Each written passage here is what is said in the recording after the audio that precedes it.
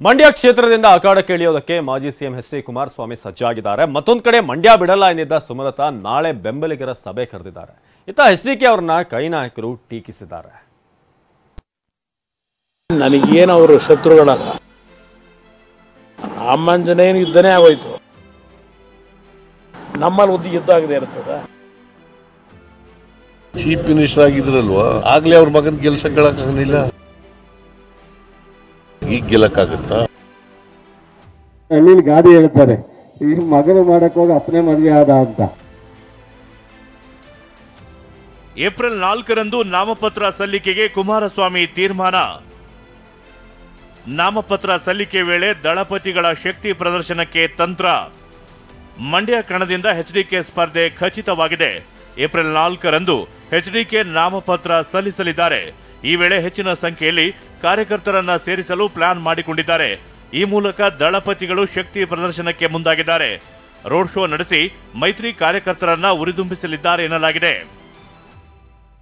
ಮೌನಕ್ಕೆ ಜಾರಿದ rebel lady Sumalatha Ambareesh. Mandya ಕ್ಷೇತ್ರದಿಂದ ಹಿಂದೆ ಸರಿಯಲ್ಲ ಎಂದಿದ್ದ ಸಂಸದೆ ಸುಮಲತಾ ಮೌನಕ್ಕೆ ಜಾರಿದ್ದಾರೆ. ನಾಳೆ ಬೆಂಬಲಿಗರ ಸಭೆ ಕರೆದಿದ್ದು ತಮ್ಮ ಮುಂದಿನ ರಾಜಕೀಯ ತೀರ್ಮಾನ ಕೈಗೊಳ್ಳಲಿದ್ದಾರೆ.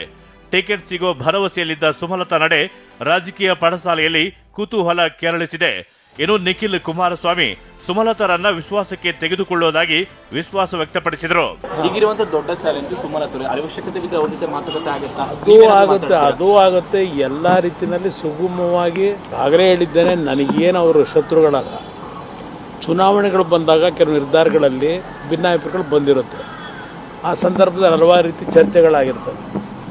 ಅದನ್ನು ಇಟ್ಕೊಳ್ತಕ್ಕಂಥ ಅವಶ್ಯಕತೆ ಇಲ್ಲ. ಏನು ಮಂಡ್ಯ ಜಿಲ್ಲೆಯ ಹಾಲಿ ಸಂಸದರಿದ್ದಾರೆ ಸುಮಲತಾ ಅವರು, ಅವ್ರಿಗೂ ಕೂಡ ಇವತ್ತು ಪಕ್ಷ ವಿಶ್ವಾಸಕ್ಕೆ ತಗೊಂಡೋಗ್ತಕ್ಕಂಥ ಒಂದು ನಿಟ್ಟಿನಲ್ಲಿ ನಾವೆಲ್ಲರನ್ನೂ ವಿಶ್ವಾಸಕ್ಕೆ ತಗೊಂಡು ಹೋಗ್ತೇವೆ. ಯಾರನ್ನೂ ಕೂಡ ಇಲ್ಲಿ ಭಿನ್ನಾಭಿಪ್ರಾಯಗಳನ್ನ ಸೃಷ್ಟಿ ಮಾಡ್ತಕ್ಕಂಥದ್ದಕ್ಕೆ ನಾವು ಅವಕಾಶ ಕೊಡೋದಿಲ್ಲ ಅಂತಕ್ಕಂಥದ್ದು ಬಹಳ ಸ್ಪಷ್ಟವಾಗಿ ಹೇಳ್ತೀವಿ. ಇನ್ನು ಕುಮಾರಸ್ವಾಮಿ ಮಂಡ್ಯ ಸ್ಪರ್ಧೆಗೆ ಸಿಎಂ ಸಿದ್ದರಾಮಯ್ಯ ವ್ಯಂಗ್ಯವಾಡಿದ್ದಾರೆ. ಸಿಎಂ ಆಗಿದ್ದಾಗ ಮಗನನ್ನೇ ಗೆಲ್ಲಿಸೋಕೆ ಆಗಿಲ್ಲ, ಈಗ ಇವರ ಸೋಲು ನಿಶ್ಚಿತ ಅಂತ ಕುಟುಕಿದ್ದಾರೆ. ಚೀಫ್ ಮಿನಿಸ್ಟರ್ ಆಗಿದ್ರಲ್ವಾ, ಆಗ್ಲೇ ಅವ್ರ ಮಗನ ಗೆಲ್ಸಕ್ಕಾಗಲಿಲ್ಲ, ಈಗ ಗೆಲ್ಲಕ್ಕಾಗತ್ತಾ? ಸೋಲದಂತೂ ಗ್ಯಾರಂಟಿ. ಕುಮಾರಸ್ವಾಮಿ ಮತ್ತು ಚೆಲುವರಾಯಸ್ವಾಮಿ ನಡುವೆ ಮಾತಿನ ಸಮರ ಜೋರಾಗಿದೆ.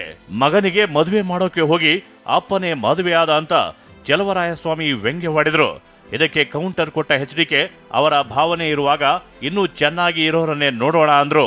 ಇವತ್ತು ಜನತಾದಳದ ಮುಖಂಡರು ಪುಟ್ಟರಾಜ್ ಅವ್ರನ್ನ ಸ್ವಲ್ಪ ದಿವಸ ತಡಿ, ಮುಂದೆ ಯಾವ್ದಾರ ಒಳ್ಳೆ ಹುಡುಗಿನ ನೀನು ತಂದು ಕಟ್ತೀವಿ ಅಂತ ಹೇಳಿ ಒಂದ್ಸಲ ಹಳ್ಳಿಲಿ ಗಾದಿ ಹೇಳ್ತಾರೆ, ಈ ಮಗನು ಮಾಡಕ್ ಹೋಗಿ ಅಪ್ಪನೇ ಮದುವೆ ಆದ ಅಂತ.